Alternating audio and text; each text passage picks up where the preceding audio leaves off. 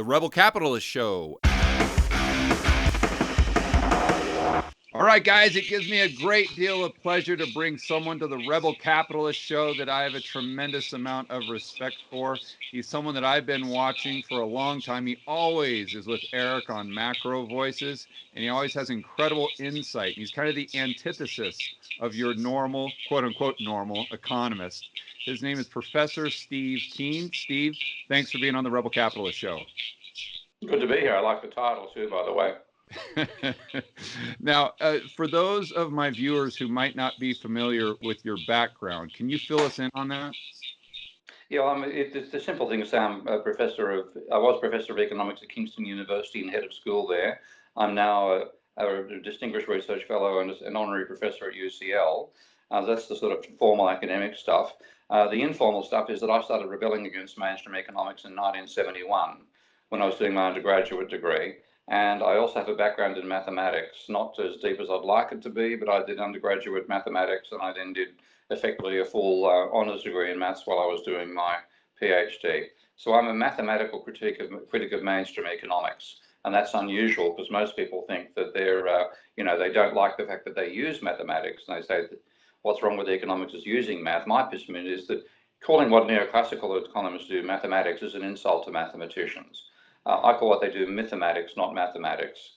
And so I've been critiquing, partly providing my own critiques, but mainly providing critiques that have been done for a century of this mythical school, and they continue refusing to acknowledge them. So I basically go for the jugular.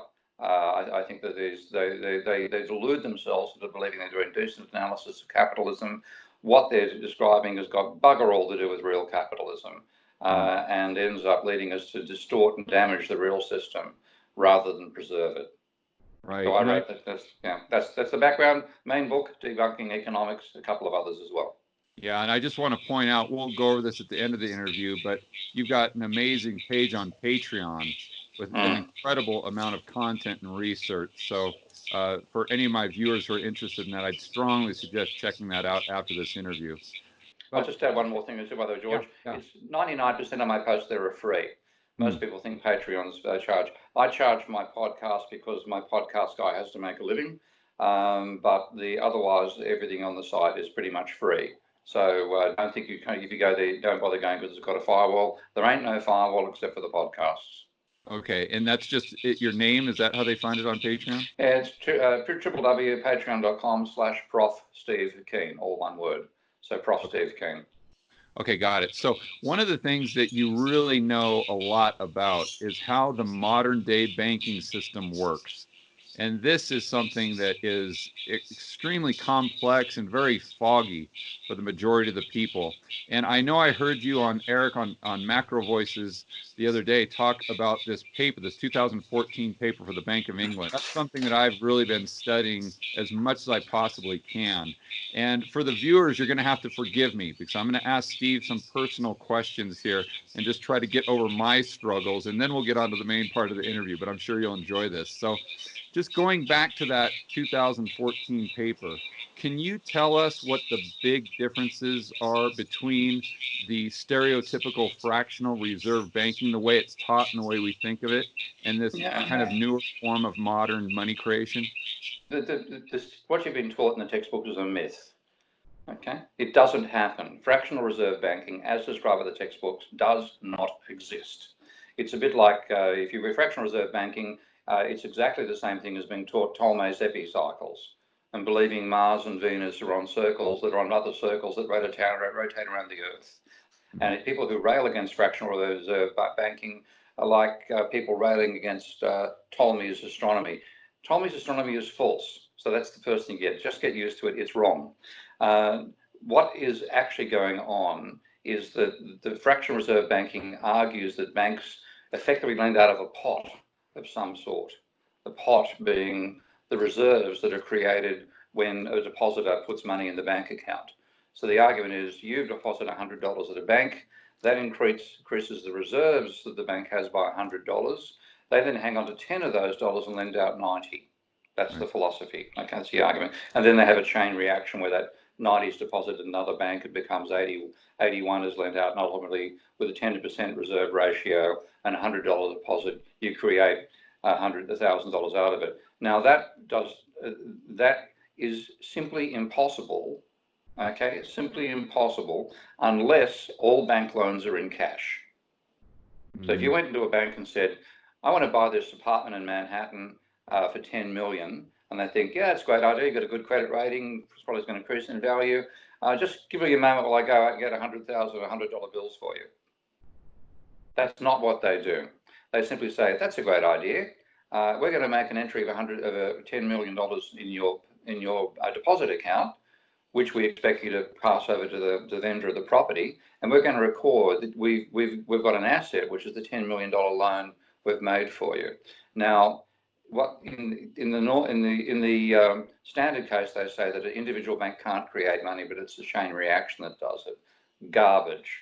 An individual bank can create money directly. When it creates a loan, it creates a deposit.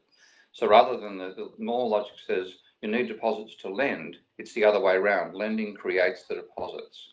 Right. And the long-term punchline of that is that under the mythical model of fractional reserve banking, the amount of money being created is controlled by the government, because the government creates the initial $100 that the dole recipient goes and deposits in their bank account, and the government sets the 10% ratio, so the government's got control of both levers. And that's why when you see a textbook model of something like loanable funds, which is a myth built on a myth, what they draw is they show the money supply as a vertical line, because that basically said it's outside the control of the market economy itself, and the government can move the position of that line by either changing the amount of reserves or by changing, pardon me, the reserve ratio. That's completely wrong. The money supply is under the control of the private banks, because they make the loans, they make the deposits, and what they're really doing is leveraging up their equity side. And here the language gets in the way. We talk about equity and capital as interchangeable. But equity is actually the gap between the assets the bank has and the liabilities it has. Mm-hmm. Okay? So when a bank starts out, it has to raise initial equity. And like you want to start a small bank, you need something of the order of $10 to $100 million, which you then get the, okay, you've got 100, let's say you get 100 million. That means with 100 million in equity and no loans, you have 100 million reserves as well. Okay, but then if you make a loan, of 10 million, you then have assets to 110 million. Your equity is still the same, but you've got liabilities of 10 million. Right. So what actually controls the amount of money you can create is the bank's willingness to leverage up its equity base. And if a bank is conservative and says, we don't want to have a high level of gearing, then they might leverage up that 100 million by a factor of 10. And that's what gives you, 100 million in equity. Over time, by one bank can create $1 billion worth of loans. But if you get ecstatic, euphoric, and believe the world's taking off on a rocket called the internet or telecommunications or God knows what, you can leave it up by a factor of 30. How does that play outside the United States, where they might not have reserve requirements? Well, it's exactly the same way it does in the United States, only a bit more flexible. They don't have to worry about reserves at all. So there's a great paper by John Carney, and I can highly recommend this. John Carney, the financial commentator, wrote a paper called Bank Lending Creates a Lot More Than Deposits. And he goes through the actual sequences involved in all this stuff. And there's also a fabulous paper by a Federal Reserve researcher called O'Brien from 2007, I think. And that goes to reserve requirements in OECD nations and goes through them in great detail as of 2007. And just a couple of things about reserves that people don't realize. First of all, about half the OECD has no reserve requirements. Right. Yeah, they've given up on it. Of the other half that has reserve requirements, they're lagged. If you make a loan, then you're required to have reserves to back that loan. But you've got 28 days to get there. I think actually America is now 45 days. Thirdly, the number of deposits for which you're required to have reserves is trivial. This is a paper by, I think it's Carpenter and Demirel, two other Federal Reserve researchers. And they went through how much of the American money supply is actually subject to the 10% reserve requirement that people think is the standard. It's about 1 or 2% of the total money supply. The reason being they only require reserves for household deposits. There's no requirement for reserves for commercial deposits. There's no requirement for reserves for internationally related exchange contracts and so on. So consequently, even countries that think they've got a reserve requirement controlling it give 45 days, I think it is in America's case, before you've got to actually have the reserves. And it's only for 2% of the money supply. So what's really going on with the real role of reserves is to have money on hand in case the public panics. And if you have reserves equivalent to roughly 10% of household deposits in your bank, then 10% of your household customers can turn up in one day and demand money in cash, and you can say, here it is. And then in the meantime, you're making frantic calls to the Federal Reserve saying, we need more cash now. And they say, holy hell, yeah, we're going to, get it out to you as fast as we can. And then the next day, another 10% is, arrives from the Federal Reserve, and you'll pay a trivial interest rate on that. So you can break a panic. That's the real role of reserves. Yeah, in that situation that you just outlined, with that bank that was in the panic, they would have to give the Federal Reserve some form of assets off their balance sheet, wouldn't they? Maybe treasuries, mortgage-backed securities, you want to call those assets. Yeah, something like that. Yeah, cash. Yeah. Or they just borrow at the Federal Reserve. They borrow at the going rate. It's quite trivial. You've got to borrow 1 or 2%, and if it's a trivial, and they want it per annum. Okay, we're not talking per day. So it's a trivial load. And the way that I describe reserves is a bit like oil in the tank. Okay, people think reserves are the petrol that fuels the car. And if you don't put your reserves in, then you can't run the car. No, it's like oil in the car. If you don't put oil in the car, the engine will jam up. So think about money system as a hierarchy, a triangle. You and I, if I wanted to pay some money to you or vice versa, then I'd make a transfer from my bank to your bank. Now, for that to be affected, if we're in the same bank, no problem. Your deposit account goes down, mine goes up. Okay? But if we're in separate banks, yeah, right. No reserves needed. If we're in separate banks, then my transfer of money from you to me means that there has to be a transfer of reserves from your bank to my bank. It's right. So there's the apex of the triangle. So you and I, if we're in the one bank, the bank is at the top of the apex, and you and I at the bottom, and then the transfer just goes boom along the bottom of the triangle. No need to involve reserves. Right. But if we're in separate banks, then we're each in one separate triangle. Above us are the bank accounts of each of our private banks at the Federal Reserve, and then they make the transfer at their accounts. Right. That's the basic structure. Yeah, okay. And so I want to back up a little bit here. I apologize if this is redundant. When you're talking about the fractional reserve in the sense that that person has, or that bank has $100 to lend out, they lend out the $90, they're left with 10. We all know how that works. But the other system, or the modern system, is if they have $90, or let's say $100, then that bank is lending $900 on that $100 itself. They're not actually lending out those reserves. They're creating more deposits and new additional money, which are new liabilities, and then offset that on the asset side of the balance sheet with those new loans. And the only time that the reserves come into play is if one of those deposits that they just created goes to another bank, or the customer takes out cash. Then they've got to come up with the reserves somehow, in which case they'd go into the repo market, they go to the Fed, they do something to potentially borrow those reserves. They wouldn't necessarily have to have them on their on hand at that point in time. Am I seeing it that correct so far? You're right. And like one of the realities is if you have let's all say all banks happen to be at the reserve ratio when one bank makes a loan. And the one bank that makes a loan creates an extra $1 million, might have therefore has a requirement of another 100,000 in reserves. That $1 million then gets taken to another bank. That other bank getting $1 million deposit has got more than it needs in reserves, and it lends a fraction back to the bank that made the loan in the first place. So there's a complicated market where banks are trading reserves with each other all the time, and only if a bank is not trusted by other banks will it find it has to go to the Federal Reserve window to get the money. And the last thing the Federal Reserve is going to say is no in that situation, because if they say no, what do? They cause a bank run. What's one of the main roles of reserve? Preventing bank runs. Yeah, exactly. So just to be clear, when that, let's call it $100,000 goes from bank A to bank B, because that depositor says, okay, I'm done with you, Wells Fargo, I'm going over to Bank of America, then that deposit or that liability goes from the original bank to the new bank, and they have to also transfer over, which happens behind the scenes in the Federal Reserve.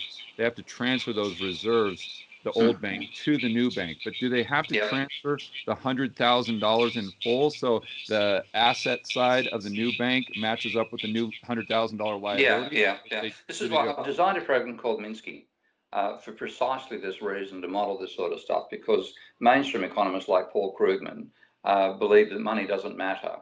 They leave money out of them, and their macroeconomic models to have nothing to do with money or banks or debt, and they've got they don't even haven't even tried to model what they argue doesn't matter. Right. Okay, so they're ignorant about the actual monetary mechanics. But the basic story is, if you have a transfer for any reason, if I purchased $100,000 item off you and you're in a different bank, then my to transfer money from my account to your account involves a transfer of an identical amount of money from Wells Fargo to Goldman Sachs, Right. of 100,000 at that level.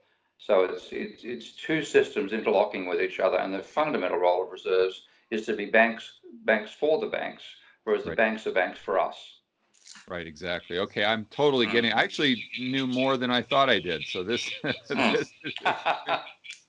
this is great. All right, now let's go back to that 2014 paper, the Bank of England. Where I get caught up here is, and I'm actually going to go to this right now, Steve, so I can reference the paper exactly. One of the one of the first pages, it talks about some of the fallacies, and it goes into how bank reserves are actually created by the Bank of England. And it says that the amount of bank deposits, let me actually read it here. The amount of bank deposits in turn influences how much central bank money banks want to hold in reserves, which is then in normal times supplied on demand by the Bank of England. So there, it would seem to me as though if a bank A gets low on reserves, then they just call up the Bank of England and say, "Hey, I need some more." Now, uh, kind of dovetailing on that, if you go down to where they have their diagrams of how a typical mortgage works with the commercial bank's balance sheet and then with the homeowner balance sheet, it shows the buyer's bank, when after they've created that new loan and new deposit, that goes over to the seller's banks, just like we were talking about, and therefore their reserves, meaning the buyer's bank's reserves, are depleted substantially, at least in this diagram. And then it says, but settling all transactions this way would be unsustainable. The buyer's bank would have fewer reserves to meet its possible outflows, for example, from deposits and withdrawals. And if it made money new loans, it would eventually run out of reserves. So I'm having a hard time reconciling them saying that they just issue them on demand, but then saying that a bank can run low on reserves that would restrict them from lending more. Doesn't restrict them from lending more, just means they've got to go and borrow the reserves later. Okay. I see. I want to get down to the reason this actually matters, Okay. because I know that even in my own non-orthodox group of economists, they still haven't got their heads around it, most of them. And that is that if you have the fractional reserve banking system, then banks can create money, but it's under the control of the government. Okay. When they marry that, what they call the loanable funds model, what they're saying is actually going on is savers deposit money in a bank, and a bank lends the money out to borrowers. Okay. Then they put the banks as a neutral body, effectively not creating loans at all. There's a weird inconsistency in the mainstream modeling, but that's typical. The bastards are full of inconsistencies all the damn well time. But they talk about fractional reserve banking, and that says it's a government responsibility to control the money supply. Okay. Right. Okay. Then they say, well, we're just loanable funds. We are simply financial intermediaries. Have you heard that phrase? Yeah, of course. Nauseatingly often. Okay, they're not financial intermediaries. They are financial originators, and that's very different.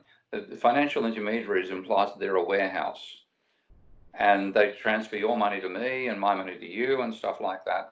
And it's important for a warehouse. If you think about a warehouse, you don't want the stuff to go off. Okay, so you've got to be careful. You've got to make sure stuff is repaid and so on. It makes a personal obligation to repay the loan. But also, in the loanable funds vision, if I lend money to you, you've got more spending power. If you pay me back, you've got less, but I've got more. So there's a seesaw effect. The average of the seesaw remains the same. It just tips up and down. If it's up on this side, then the borrower's spending the money. If it's up on this side, then the lender's spending the money. No change overall. When you look at and say banks actually create loans, nobody borrows for the sheer pleasure of being in debt. So when you borrow money, you borrow to spend. And rather than this cancelling out, what you've got is assets and liabilities of the banking sector expand and contract. And it's not a seesaw, it's an elevator.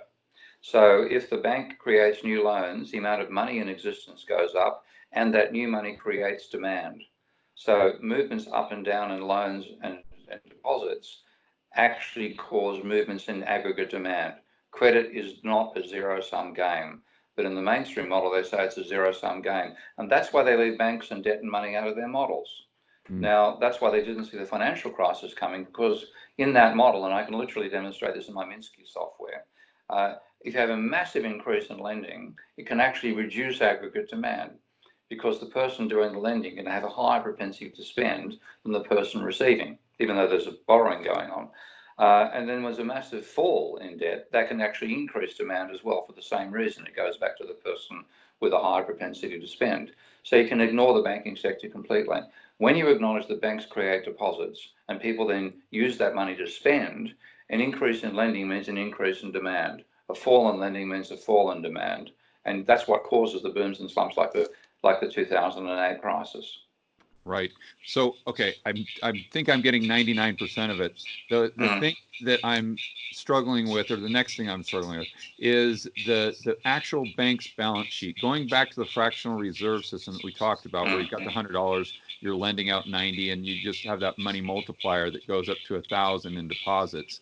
But yet the same thing happens in the modern system, which is, I assume, correct, in that if that bank has 100, they lend up and they have $1,000 now in assets. They've got the 100 original in reserves, and then they've got the 900 in new loans.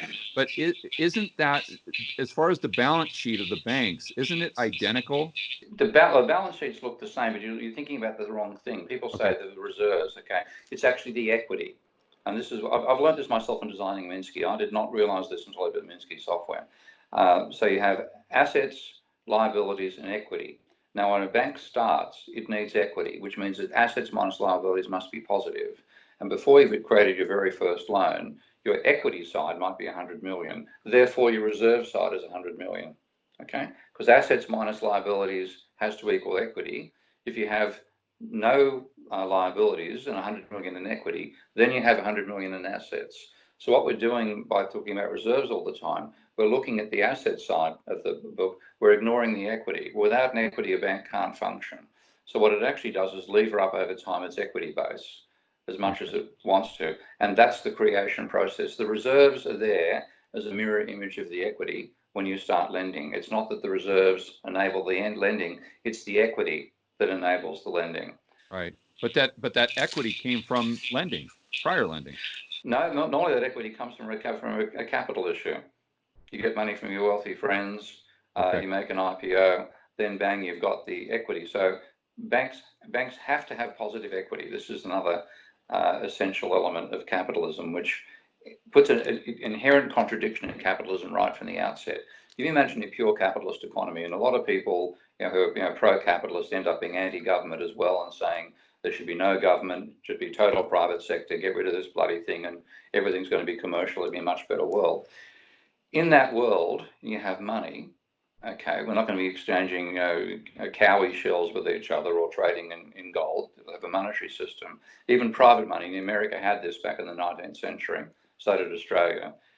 If you're going to have banks having positive equity, the rest of society must have negative equity.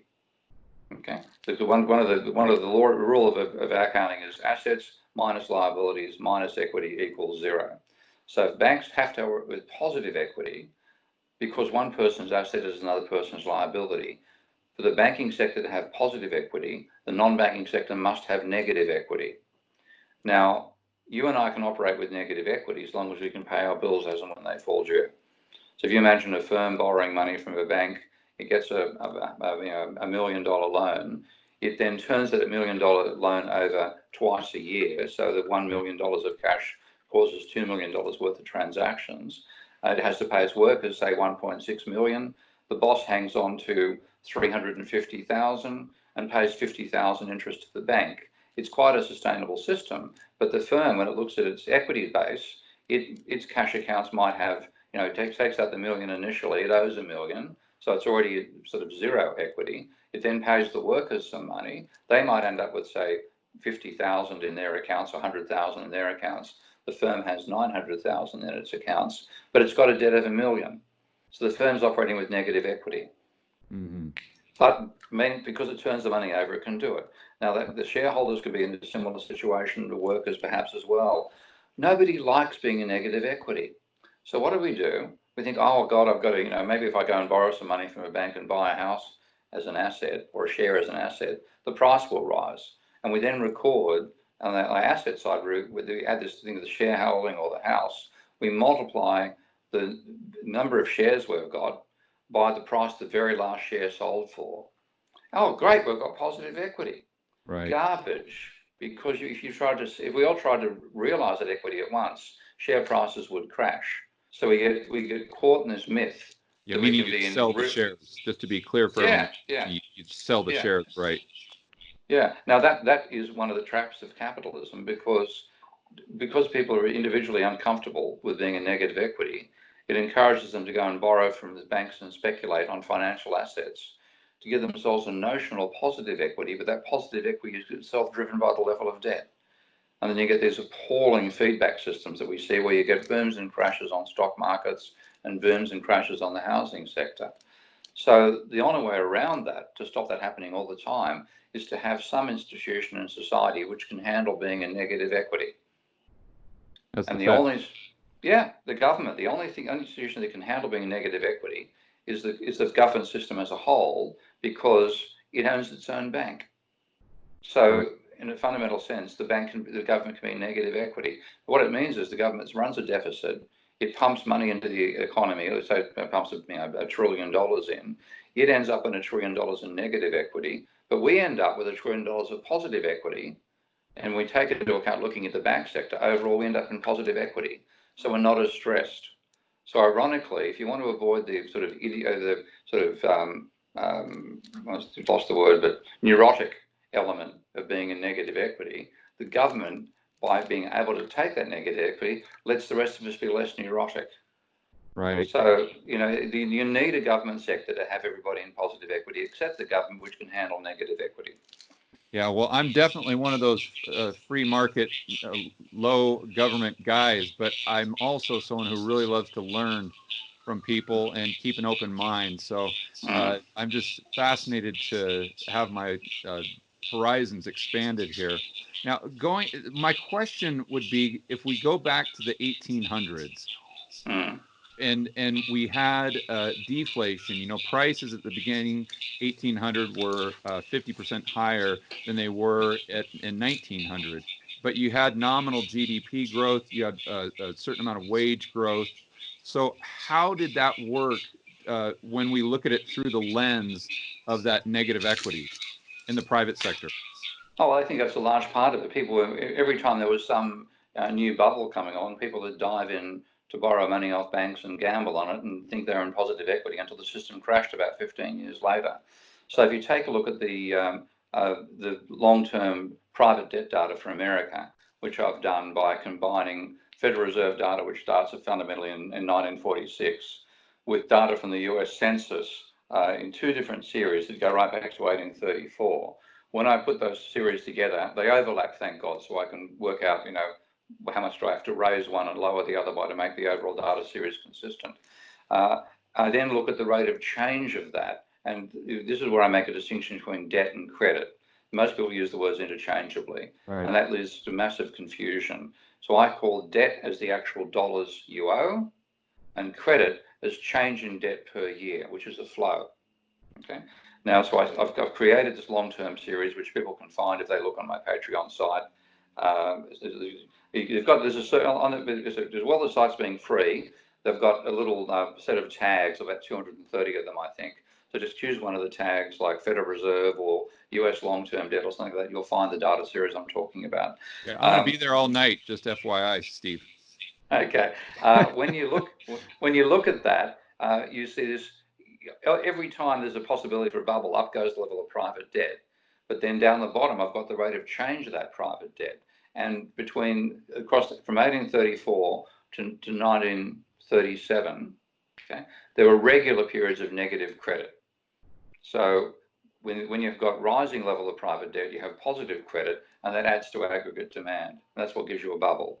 But when you have a crisis, either people go bankrupt and their money gets written off, or they use their income to pay their debt down, you get negative credit. So between 1834 and about 1938, there were about 15 episodes of serious negative credit.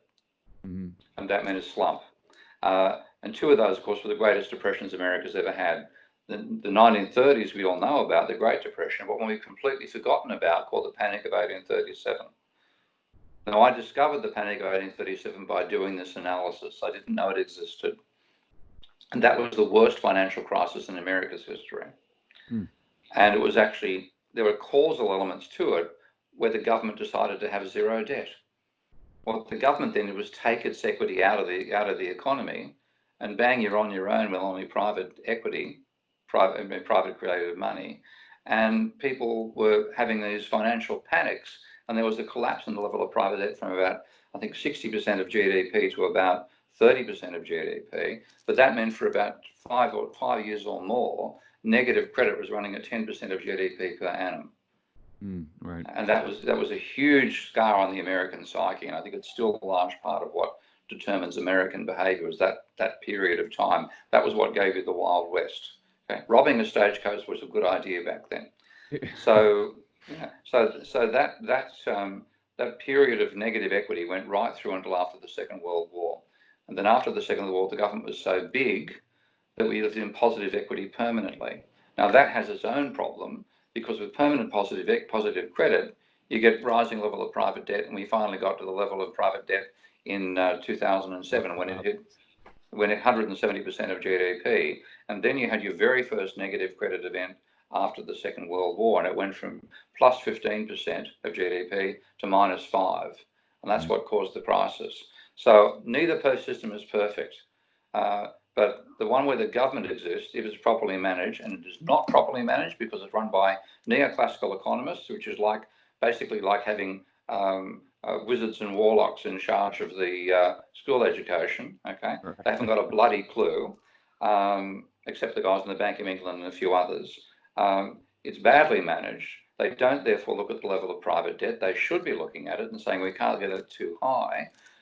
Because they ignore it, that's what largely partly caused the crisis. So I'm not saying the Federal Reserve is perfect by any means, but I'm saying a government system makes it possible for the private sector to have overall positive equity, and we remove that neurotic element that is a large part of the American psyche, and we might get a more Scandinavian form of psychology, where people, live in positive equity, and you're looking around for good ideas to make new products. You're not panicking about being a negative equity and trying to get onto the next stock market bubble or tulip bubble or whatever else. Yeah, I know. I mean, you've obviously thought about it in great detail. I just, from the outside looking in, I see that so many Americans, and I think maybe other people in developed economies, see that the only way that they can get ahead from a purchasing power standpoint is not necessarily by producing more themselves, but by actually betting on asset prices going up, whether it's their home or the stock market, their 401k. And I think it's a perverse system. I wish we could get back to people focusing on themselves producing more, and that's how they're increasing their purchasing power, instead of having to rely on asset prices, or, to your point, the people at the Federal Reserve making the right decisions, which I think you've got even a lot more confidence in them than I do. Not the Federal Reserve, no. They're economists, so this is the danger. They're neoclassical economists. Now, I don't know if I can swear on your show, but I'd like Sure, to. sure, of course. Okay. They haven't got a fucking clue about how capitalism operates, okay? They have a mythical model that they know very, very well, and that mythical model leaves banks and debt and money out of it. And then they try to describe capitalism. So I don't have any respect for them at all. I'd rather kick them out and put a bunch of decent engineers in charge. I'd rather Yeah. have engineers doing economics than economists any day. So that's my level of respect for the Federal Reserve. The people inside the Bank of England, there are some sensible people who've grown up and learned through the whole crisis. Not all of them, but there are a few. Of course, I know them personally. Yeah. Um, so, but there's this mythical vision which gets in the way. But if you look back and say, when was America like that? The answer is the 1950s and the 1960s. Mm-hmm. Okay, and now during that period, because of the partly because of Roosevelt's New Deal, partly because of the bank holidays that Roosevelt also brought in, which wiped out a large amount of private debt, but mainly because of the Second World War. Okay, America's private sector emerged with one of the lowest levels of debt it's ever had, not the lowest, but one of the lowest levels ever had. So for the 50s and 60s, credit demand had two aspects to it. One, people had been scarred by the Great Depression, and they didn't want to get in lots of credit cards didn't exist, obviously, but they do cash, they do lay-by and stuff like that. Okay, so there was an unwillingness to borrow, but when you did borrow, you had additional demand to the economy, and the increase in debt wasn't all that bad because the debt was so low. We kept on doing it and doing it and doing it and doing it and doing it. We got to 1987, and we got into the huge stock market bubble again, and we're back in the same old behaviour as back in the 19th century, but with twice the level of private debt. And then when Greenspan went in and did the bloody rescue in 87, rescuing the banks and the market, we just kept on going again. And we've been caught up in this bubble ever since. So now the Federal Reserve, which could have prevented this psychology of riding the bubble, is now maintaining it. Right. So I'm not a Right. great fan of the Federal Reserve. Okay. that makes two of us. Now, but we talk about the private sector credit growth, and that's Mm. how the economy continues to expand. And that transfer mechanism is through the commercial banks. But what about the demand side of that equation? So Yeah. the commercial, correct me if I'm wrong, but the commercial banks really have a hard time lending if people, regardless of the interest rate, don't want to take out any loans. So doesn't that have a lot to do with psychology and regulation for small and mid-sized business? Or can you expand on that? Yeah, I mean that's true as well. There's you want banks to lend to pretty much for three sorts of reasons. Consumer items that are too big for a consumer to buy, save up and buy cash first of all. That's a car, that's a house. Okay, business which needs working capital, because if it's a company, you've got to have cash on hand. So if you borrow it from the bank, you've got cash on hand. You can turn that over. And entrepreneurs, whom I define as people with a good idea but no money. Mm-hmm. So you want to get money to those all three situations. Now, if we controlled banks so that they could only make money by lending to those three sectors of the economy, they'd be functioning well. We wouldn't get too much credit. We'd get credit where it's needed. Instead, we'd let banks decide where to lend. And for them, the easiest thing is to lend to finance a stock market bubble through margin loans, and to lend to finance real estate bubbles through mortgages. And Right. that's brain dead stuff. And then that ultimately has to collapse, because what actually causes the increase in price is the increase in lending. And I've done the mathematics on this and the empirical work as well. But if you look at because we buy homes with mortgages, okay, then, and because it's a new mortgage you take out, it's not the level of mortgage debt, it's the change in mortgage debt. So I define the change in mortgage debt as mortgage credit. So the more change in mortgage credit sustains the price level of housing. So you get a relationship between new mortgage debt or change in mortgage debt, or what I call mortgage credit, and the price level. You therefore get a relationship between change in mortgage credit and change in the price level. Now, that relationship is driven, credit drives the house price, change in credit drives change in house prices, and it's a very strong positive correlation. And the correlation and causation work out the direction as well as from sometimes there's a feedback where rising prices cause you to go and borrow money. Okay, but predominantly borrowing money causes rising prices. Right. Now, that gives you an unsustainable process, because that means that the only way you can have sustained rise in prices is to have sustained acceleration of the level of household debt. And that's what gives the bubble and crash. And the same thing applies in the stock market. I'll give you a little, this is a piece of news I haven't yet published on a broad level. Margin debt's the same. So if you look at margin debt, you find that when margin credit is rising, so margin debt is accelerating, you have a stock market bubble.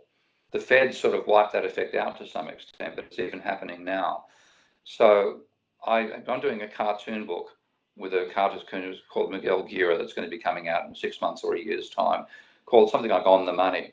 And it's taking people who've got conventional views about money and letting them run the system and seeing what happens. And it doesn't quite work out the way they did. But as part of that, I went back and I found I had margin debt data from the New York State Stock Exchange going back to 1959. And then it occurred to me that a database I'd purchased back when I did my PhD might have margin debt further back in time. There's a thing called the Global Financial Database, which I think still exists. So I found his margin debt series. Now, I'm sure I'm the first person who's ever looked at this. Okay? Data exists, people don't analyze it, particularly economists don't think they have to look at it. So the people who should be checking the data don't look at the data. I graphed this level of margin debt to GDP. Now, I'll give you a clue. In 2000 and 2007 and now, the ratio of margin debt to GDP is roughly 3%. Have a guess what it was in 1929. 3%. If it's 3% now, or it was 3% in 2007? Yeah. Oh, geez. I'd say 5%. It went from 2% to 12% over the decade of the 1920s, 12% of GDP. And then it absolutely plunged in the 1930s crash. And back in those days, margin debt allowed you to buy shares with a 10% deposit. That's why the 1930s crash was 29 crash was so big. So what we do, we end up gambling and speculating rather than being entrepreneurs. And that's the thing, and it's because we let the financial sector lend without regard to the amount of debt it's creating and without regard to where that money is being used. And banks, and they're not geniuses running banks. They're often charlatans running banks, because you can make a huge amount of money if you create lots of debt. You charge fees on it. Your rewards are driven by the amount of loans you're creating. It's all encouraging you to create debt pretty much without regard to its quality. And there's a great friend of mine, an ex-banker, who's well worth reading, called Richard Vague. Great last name. We're going to put a book together called Vague and Keen one day. But Richard has become a critic of the banking sector because he actually looked at the level of debt and saw what was going on. He's published a brilliant book. I think it's the Kindleberger and it's the Charles Mackay of our day, but it's better written and better researched. It's called A Brief History of Doom. So I really recommend people read that book and see what a financial history of the world, which is actually accurate both in its macroeconomics and understanding how the banking sector operates and how it causes crises like this, and how you should not have an unregulated banking sector. But fundamentally, what these neoclassical economists in the Federal Reserve have done is said, oh, they're going to be responsible businessmen. Garbage. They've let the financial sector rip, and that's actually hampered the industrial and entrepreneurial sector of capitalism, which is what we need to make capitalism function properly. Yeah. So when I'm hearing that, and again, I'm a hardcore free market guy, but I'm just always keep an open mind. I would think that if the banks actually kept the loans on their books and they just didn't sell it to Fannie and Freddie before the ink is dry, and if we would just let banks go bust instead of privatizing the profits and making the losses public and subsidizing the losses through bailouts, if you just let them suffer through that, you don't create the moral hazard. Would that alleviate the problem at all? Or yeah, absolutely. For about 10 or 15 years before the next snake oil merchant came along and started a new bank. There's a level of faith, naivety and faith in humanity here that I find in the totally pro-free market crowd, which is touching. And it's a bit like a little kid. Oh, you believe in Santa Claus? How sweet. I'll put on a red suit for you at Christmas time. I'm sorry. People do not learn. I remember when I walked out of a seminar when I first presented my model of Minsky's financial instability hypothesis at my old university back in Australia. And this lovely bloke, a good guy, he's he's not an intellectual by any stretch. He's an academic, but not intellectual. And he walked out of the room and said to me, Steve, the difference between you and me is I believe people learn from their mistakes. And I said, yes, Andrew. And the other difference is I believe people forget and die. Yeah. Now, people forget and people die. And the memory experiences are gone, and we go and repeat the same bloody mistakes all over again. You need some sort of long-term history memory to do that, and you can't do it with a market system. You have to have some non-market system which records that memory and knows what the hell's going on. Unfortunately, we have a bunch that records the memory and doesn't know what's going on. Yeah, And that's mainstream economics. yeah, see, that's what's going through my mind is I understand how in a perfect world, if we had benevolent people in charge that were managing this, that would or could potentially be superior.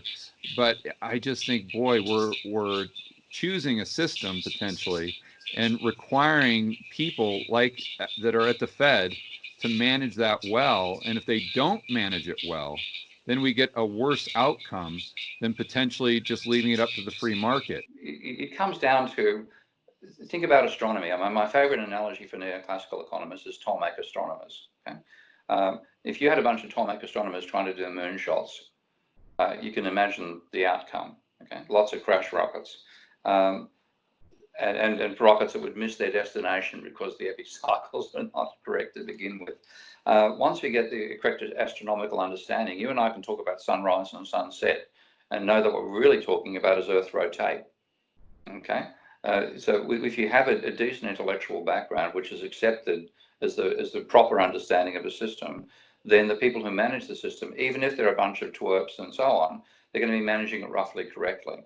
So it's partly the lack of understanding that's our main problem, rather than whether we're free market or a mixed system.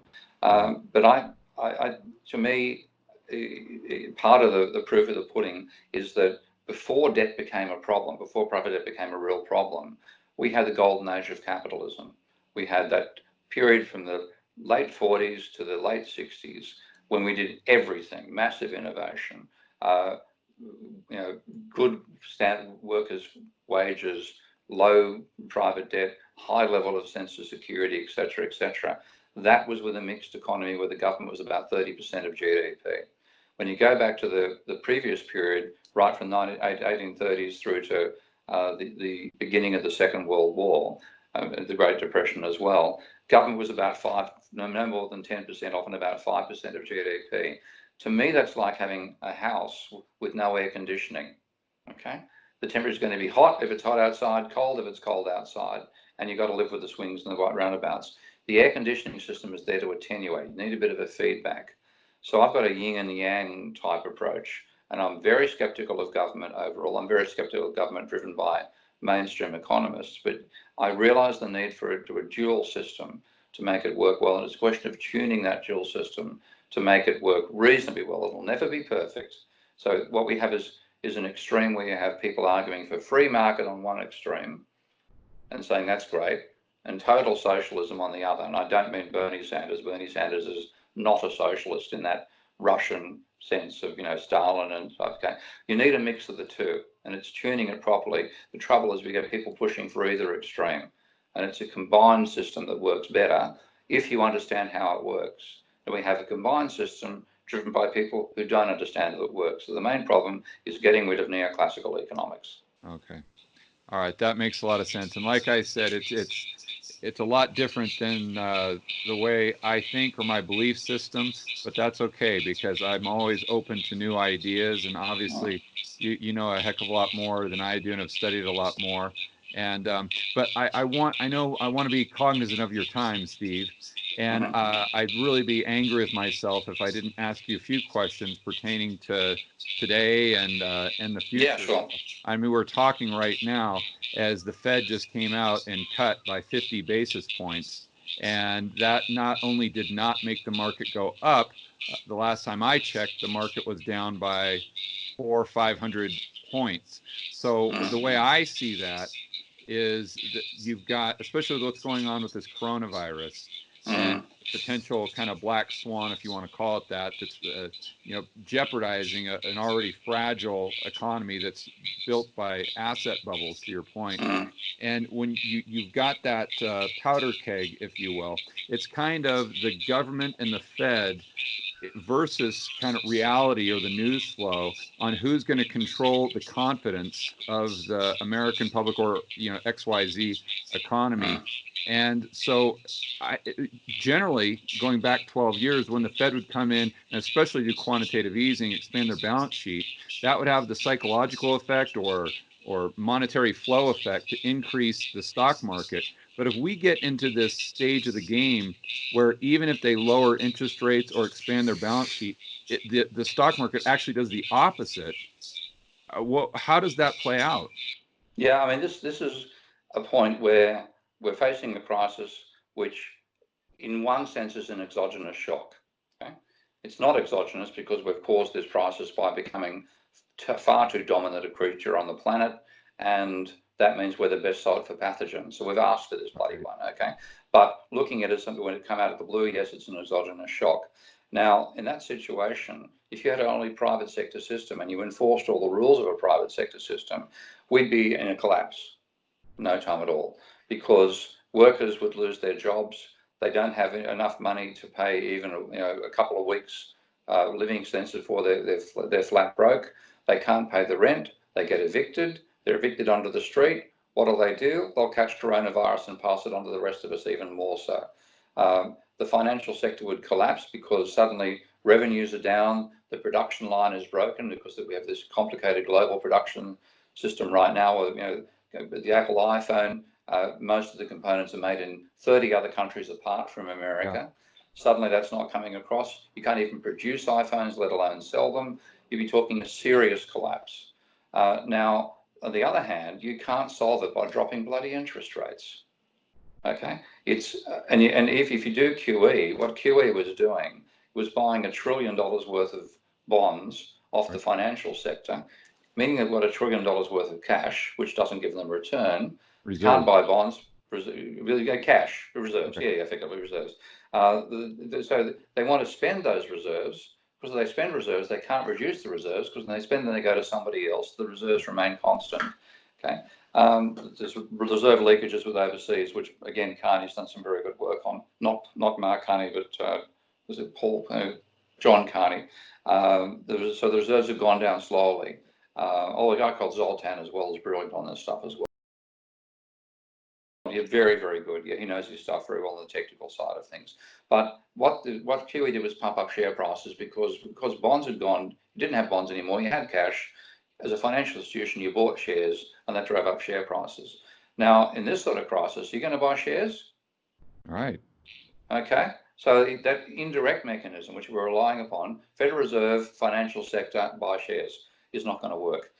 We have to do several things. First of all, we have to get the money to the private sector, not the financial sector, because we have people renting homes who are going to lose their gig economy jobs and be out on the streets in a week or 2 weeks. And that will accentuate the virus crisis. People paying mortgages will be in the same situation. They'll fold because they'll lose their jobs as well. Companies, restaurants are going to be screwed by this. Education, sporting venues, a huge number of industries are going to go down for no fault of their own. It's a systemic hit that they weren't expecting. They shouldn't be expected to expect it. The health system will fail. And what do we need the health system for now? Okay, this is a system where you can't rely upon the private sector. It's got to be government. It's got to be a collective effort. So I would want the government to do what I called a modern debt jubilee some time ago, but I now call a modern virus jubilee. And this has been done by Hong Kong already. The Hong Kong government's given everybody 10,000 Hong Kong dollars, which is roughly 2,000 US dollars. The idea being we're going to create the money and you can pay the rent, you can pay the mortgage, you can buy some food. The system won't break down. So I want to have a modern jubilee now to enable us to get over the financial shock of this thing and buy us time. because we need time to fight the virus. Okay, we need to get through the next 2 years to be able to fight it effectively. How would that work if we're increasing the money supply of basically the average Joe, giving them more purchasing power, but we potentially get a supply shock, reducing the amount of goods and services? So we're increasing the money supply while reducing the amount of goods and services. Would we not get some serious inflation with that? No, the trouble is, and this is where people think in terms about the amount of money in its circulation. This is one thing that I'm largely originating because of looking at my Minsky modeling has taught me this. We used to talk about the velocity of money, and this was bastardized by Milton Friedman, who stuffed it all up in the way he thought about it because he thought the government dropped the money out of helicopters and created it. It's really the private banking sector that does that. But the velocity of money has slowed down radically over time. Okay, if you look at the velocity of money, how often did money turn over per year? Between 1950 roughly and 1970, it was about 1.8 times per year, roughly twice a year. So $1 million. Pardon? So it stayed. Well, until the inflation took off in the 60s and 70s, and it rose to about 3.5. Okay. Oh, wow. Okay, that was the peak of the VOCLA. Now it's down to 1.3. Okay, and falling. Now with the coronavirus hitting, it's going to go negative, go even lower. Might fall below 1. That's going to be a huge drop in aggregate demand. And that itself is going to compound in itself. So as the rising, partly I think as the rising level of private debt, people have responded to that by saying, I want to save money to pay my debt down. Individuals can save, but at the aggregate level, what you do is slow down how fast money turns over, making the problem worse. Okay, so we need to counteract what's going to be a drop in the velocity of circulation of money, and we can counter it by creating additional money now which is spent instantly. So if I go to the velocity equation that Milton Friedman hammered into people's heads, money times velocity equals price level times transactions. That's wrong. Okay, it's money times velocity plus change in money equals prices times transactions. Now we're going to get a plunge in velocity. We can compensate by an increase in the money supply, and then that might give us problems further down the track. But if we don't get those problems further down the track, maybe 3% of us are going to die. Okay. Okay, so it's one of these things where, yes, there might be inflationary consequences for it, but if we don't do it now, we won't have an economy to worry about anymore. We'll have, we'll come through it. I don't see this as wiping off it's not going to kill every human, but it's going to kill 1 to 3% if we don't control it properly, and it will devastate the financial sector and we'll be in ruins after it. So some temporary, realize the seriousness of this thing, do something which is temporary, Band-Aid if you like, but it's either a Band-Aid or a gushing wound, and I'd rather the Band-Aid. Yeah, and what would the long-term consequences be that you referred to? Would that just be the fact that we're running trillion-dollar deficits and that they just go to the roof, or is there some? Well, this again, the government should run a deficit. Okay, so again, the belief the government should save money is again one of these fallacies by not thinking in a monetary sense. Because if the government's going to run a surplus, which is what a lot of people think it should do all the time, to run a surplus, necessarily the rest of the economy is running an identical deficit. I guess when we're looking in balance sheet terms, make a huge amount of sense. If the government taxes me more than it spends and runs a surplus, the amount of money in your bank account's going down by precisely as much as that surplus is. So this drop in money means that you have less money in your bank account. And on top of that, you have less money that also turns over in your bank account. So attempting to reduce the government debt ratio by running a surplus can actually increase the government debt ratio. Because first of all, the change in the debt, which is, let's say you drop your government debt by the amount of the surplus, that's your numerator. You also drop the denominator by precisely as much because government spending minus taxation is part of GDP. So you have an identical fall in the numerator and denominator. And then the turnover of money, there's less money to turn over, which is also on the denominator. If the money turns over, in terms of the business sector, which actually generates wages and profits, it turns over 2 to 2.5 times a year in that part of the economy. And you look just at that level of spending, you can have for $1 drop. If you drop the surplus, the deficit or the debt by $1, you can reduce the GDP by 3. So trying to directly reduce government debt ratio by reducing government debt can increase the ratio because it reduces GDP more than it reduces debt. And this is the analogy I'm using. I've used this in the cartoon book I've just written on this. It's like what happens when you get into a skid. Now, you Americans aren't particularly used to roundabouts, are you? Not too much, but I used to live in Australia, so I know them well. Oh, right. Okay. You're in a roundabout, you're going too fast, you get into a skid, because in Australia you're going right around the roundabout. Okay. You turn the wheel right, you get into a skid. What does the amateur do? He turns the wheel further and even further right, and the car spins. The professional turns the wheel left. Yeah. Okay. So this is why that sort of effect. The direct idea of attacking something is the wrong way to go about it. It's the amateur way. So if you want to reduce the government debt ratio, run a deficit, because it will increase the money supply and increase spending more than it increases government debt, and the ratio will fall. And if you look back at American data from 45 through to about 80 before Reagan got in control, you'll find that the government debt ratio was falling all the way through while the government was running a deficit. The reason being, the money created and the money that turned over, again, the turnover of that money in the private sector increased GDP by more than it increased government debt, so the ratio fell. Right. And only since we've been assessed by running a surplus have we had an increasing ratio. Right, but that creates the inflation that reduces the. So I know in the 70s the U.S. debt dropped substantially due to the fact that they're paying it back with cheaper dollars. But really, what that means is nominal GDP is going up a lot faster, so the tax receipts are increasing. But people that didn't start happening. That didn't start happening until about 67, 68. So from 45 through to 68, we had a deficit. Pardon, I've got a call coming. I've just got to say a note. Okay. We had with that from 40, the golden age of capitalism was about 48 to 68, and in that period the inflation rate was low. Okay, and the government deficit was a big positive deficit, and the debt ratio fell. So the inflation didn't happen to that last period when we had strong bargaining power for workers because unemployment was really low, and we had the first oil crisis, the first oil shock, when prices increased by a factor of 4. You went from $2.50 a barrel in 73 to $10 a barrel in 74. And then you had it happening again in 79 from $10 a barrel to $40 a barrel. So in that sense, we set it up by having the economy operating at a gangbusters level, but it was the price increases for wages and the price increases for oil that gave us that inflation. That was a case of not looking at your overall system and saying, we're in trouble here, we've got too much tightness of demand. We should be trying to take this demand out of the economy. So again, it's not that inflation reduced the level of government debt. It's that the level of the economy was allowed to get into a gangbusters period in a real bubble, and the 73 was the first private debt bubble. When you look back at the data, there's a big private debt bubble in 73, 74, 75, and that's what brought the economy down.